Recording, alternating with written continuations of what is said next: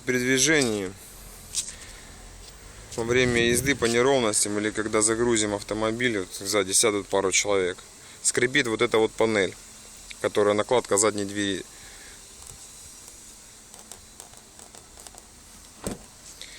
Если ее вот так брать.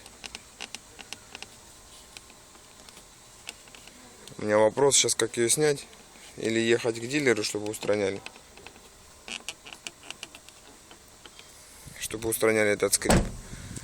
Вот, в общем, получается, что уплотнитель вот здесь, вот эта кромка, вот здесь эта кромка, когда она трется, вернее, нагрузка на нее от этого уплотнителя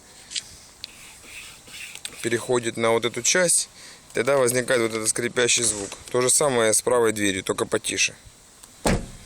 Вот. Сейчас бы хотел узнать, как эта кромочка снимается. Когда справлюсь с этим скрипом, еще один сверчок будет устранен. Спасибо.